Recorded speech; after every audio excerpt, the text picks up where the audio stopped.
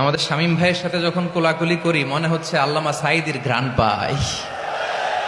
কিন্তু অবাক করা বিষয় হচ্ছে আমরা আজও জানি না আমাদের আল্লামার মৃত্যু কি স্বাভাবিক হয়েছে নাকি এটা পরিকল্পিত মেডিকেল কিলিং ছিল। এই রিপোর্ট গণমানুষের কাছে প্রচার করে জানাতে হবে। এই দাবির সাথে কি সবাই আপনারা একমত? কারা কারা একমত হাত তুলে দেখান। হযরতুল আল্লাম শহীদ মরহুম আল্লামা দেলোয়ার হোসেন সাঈদী রাহিমাহুল্লাহ, ওনার স্মৃতি বিজড়িত আজকের এই ঐতিহাসিক প্যারেড ময়দানের তাফসিরুল কোরআনের প্রোগ্রামে সব আছে। স্টেজ আছে, শ্রোতা আছে, প্যান্ডেল আছে, মিডিয়া কাভারেজ আছে, কিন্তু আমাদের কলিজার টুকটাটা আমাদের মাঝে নাই। আজকের এই প্রোগ্রামে আলোচক হয়ে এই চেয়ারে আমি না বসে ওই শ্রোতাদের কাতারে বসে যদি আমাদের আল্লামার নুরানি চেহারার দিকে তাকিয়ে ওয়াজ শুনতে পারতাম, আমাদের হৃদয়টা ঠান্ডা হয়ে যেত, আমাদের তৃষ্ণার্ত হৃদয় শান্ত হতো। সব আজকে আছে, কি যেন নাই, ঠিক কিনা বলেন? আল্লাহ তাআলা প্রতি 100 বছরে একজন মুজাদ্দিদ পাঠায়, প্রতি 100 বছরে একজন মুজাদ্দিদ, যিনি সমাজকে সংস্কার করেন। আল্লামা দেলোয়ার হোসেন সাঈদী রাহিমাহুল্লাহ ছিলেন তেমন একজন মুজাদ্দিদ। চিৎকার করে বলেন ঠিক কিনা? উনি শিরক বিদআতের আস্তানাকে তছনছ করে দিয়েছেন, তাওহীদের বাণীকে সমুন্নত করেছেন, গণমানুষের কাছে তাফসিরুল কোরআনকে জনপ্রিয় করেছেন। আজীবন আজীবন তিনি ইসলামকে বিজয়ী শক্তি হিসেবে দেখার স্বপ্ন দেখতেন। এত প্রাঞ্জল ভাষা, এত চমৎকার আধুনিক প্রেজেন্টেশন, গণমানুষের কাছে কোরআনের তাফসিরকে এভাবে জনপ্রিয় করে তোলার মতো ব্যক্তিত্ব আল্লামা সাঈদী ছাড়া দ্বিতীয় কেউ এই বাংলার ভূখণ্ডে নাই। এই যে তাফসিরুল কোরআন, এই যে টার্মিনোলজি, এই টার্মটাই উনি আসলে জনপ্রিয় করেছেন। আমরা আগে জানতাম না যে এভাবে তাফসির করা যায়, এভাবে scientific indications of the Holi কোরআনকে মানুষের কাছে পেশ করা যায়, এভাবে এত জীবন ঘনিষ্ঠ করে, এত ইন্টারেক্টিভ করে কোরআনের কথাগুলো মানুষের কাছে উপস্থাপন করা যায়।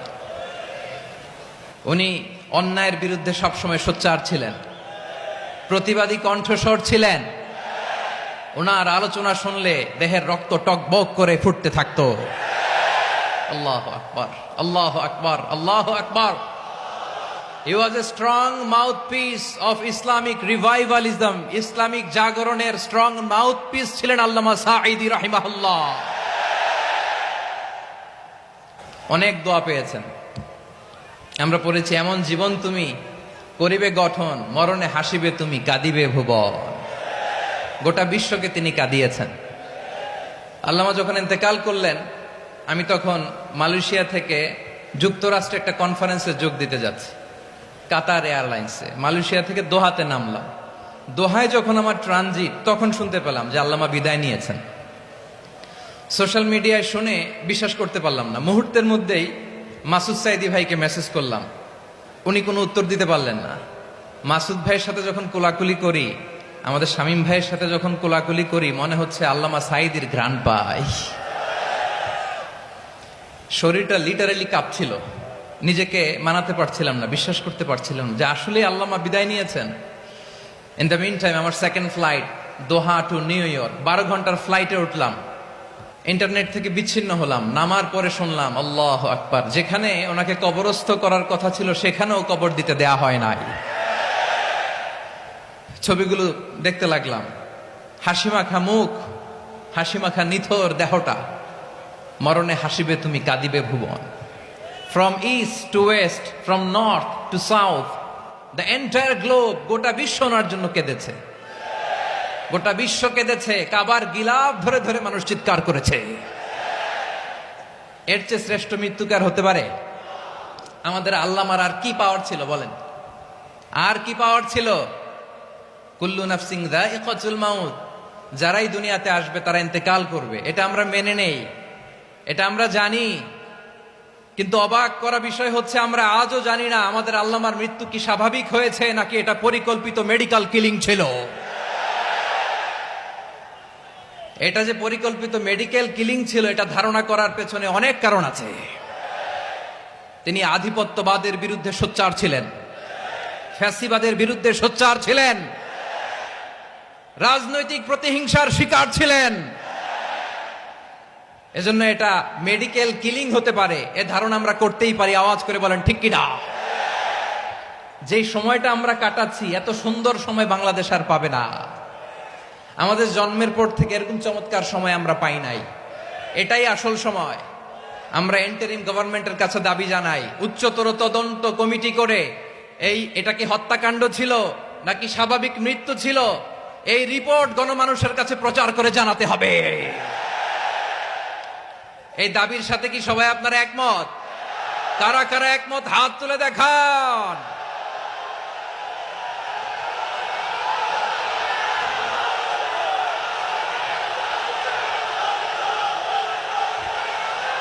আমার প্রিয় ভাইয়েরা, প্রিয় চট্টলাবাসী, আল্লাহ তাআলা তার এই মুখলেস গোলামকে তার জান্নাতুল ফেরদাউসের মেহমান হিসেবে কবুল করুক। তার জীবনের সকল খেদমাগুলোকে কবুল করুক। জান্নাতুল ফেরদাউসের আলা মাকামে তাকে মেহমান হিসেবে কবুল করুক। আল্লামা শহীদ দেলোয়ার হোসেন সাঈদ রাহিমাহুল্লাহ, উনি ছাড়াও এই ঐতিহাসিক ময়দানে কথা বলেছেন আল্লামা লুৎফুর রহমান রাহিমাহুল্লাহ। চলে গিয়েছেন আমাদেরকে ছেড়ে। তিনি বলতেন, ইনশাআল্লাহ মিজান আবার আসবে। হুজুর, আমি তো আসলাম, আপনি তো আমাদেরকে ছেড়ে চলে গেলেন। আল্লাহু আকবার, আল্লাহু আকবার, আল্লাহু আকবার। গলায় কোনো সুর ছিল না, সুর দিয়ে কথা বলতেন না, কিন্তু এত চমৎকার শব্দের বুনন, এত চমৎকার প্রেজেন্টেশন, এত চমৎকার ভাবে ঐতিহাসিক বর্ণনাগুলো তিনি উপস্থাপন করতেন। মন্ত্রমুগ্ধ হয়ে আমরা আল্লামা লুৎফুর রহমানের কথা শুনেছি। আমরা হযরতুল আল্লাহ লুৎফুর রহমান রাহিমাহুল্লাহর জন্য এই বিশাল ময়দান থেকে দোয়া করছি, আল্লাহ তাআলা তুমি তোমার এই খাদেমকে জান্নাতের মেহমান হিসেবে কবুল করে নাও। আরো অনেক আল্লামারা এখানে কথা বলেছেন, বিশেষ করে বাইতুল শরফের মরহুম পীর সাহেব হুজুর থেকে শুরু করে আরো যারা যারা তারকাতুল্য ওলামায়ে কেরাম এই চট্টগ্রামের ময়দানে কথা বলেছেন, আলো ছড়িয়েছেন। আমরা এই লক্ষ লক্ষ তাওহীদি জনতাকে নিয়ে তাদের জন্য দোয়া করছি, আল্লাহ তাআলা ওনাদের জীবনের সকল ভুল ত্রুটি ক্ষমা করে দিয়ে তাদেরকে জান্নাতুল ফেরদাউসের মেহমান বানিয়ে নিক। আমরা এই ঐতিহাসিক প্যারেড ময়দানের প্রোগ্রাম থেকে স্মরণ করতে চাই 24-এর ছাত্র নাগরিক অভ্যুত্থানে আমার যে সমস্ত ছাত্র নাগরিক ভাইয়েরা দেহের তাজা রক্ত বিলি দিয়ে নতুন বাংলাদেশ আমাদেরকে উপহার দিয়েছে। বিশেষ করে আপনাদের এই চট্টগ্রামের শহীদ ফাইসাল, শহীদ ওয়াসিম সহ সকল শহীদকে আল্লাহ তাআলা কবুল করুক। আমরা সবাই পড়ি আমিন। প্রিয় ভাইয়েরা, আমি নগণ্য একজন কোরআনের ছাত্র। এত বিশাল মঞ্চে এত বড় প্ল্যাটফর্মে কথা বলা আমার জন্য সাজে না। তারপরও আমাদের মুরব্বীরা আমাদের ডানে বায়ে বসে আছেন, ওনাদের আদেশ ক্রমে, ওনাদের অনুমতি ক্রমে কিছু কথা আজকের এই ঐতিহাসিক প্রোগ্রামে আপনাদের সামনে উপস্থাপন করার চেষ্টা করব। ওমা তৌফিক ইল্লা বিল্লাহ। প্রিয় ভাইয়েরা, 5 দিন ব্যাপী এই তাফসিরুল কোরআনের প্রোগ্রামে অনেক ওলামা হযরত কথা বলেছেন। যারা কোরআন সুন্নাহ থেকে আমাদেরকে কোরআনের কথাগুলো শোনালেন, আমরা যেন সেগুলো আমল করতে পারি, আল্লাহ আমাদেরকে তৌফিক দান করুক। শুরুতে আমাদের নিয়তটাকে খালেস করে নেওয়া দরকার। এই যে গ্যাদারিং, এই যে হিউজ শোডাউন, এগুলো যদি আমাদের নিজেদেরকে পরিবর্তন না করে তাহলে এতে কোনো লাভ নাই। জোরে বলেন ঠিক কিনা? এই প্রোগ্রাম যদি আমাদের জীবনকে পরিবর্তন করে, আমাদের চিন্তার ডিএনএ কে চেঞ্জ করে দেয়, তাহলেই চট্টগ্রামের প্যারেড ময়দান সার্থক। আসুন আমরা চিন্তাকে খালেস করে নেই। আমরা সবাই নিয়ত করি যে যতটুকু কথা আমরা কোরআনের আলোকে শুনবো, আমলের নিয়তে শুনবো ইনশাআল্লাহ। বলেন সবাই।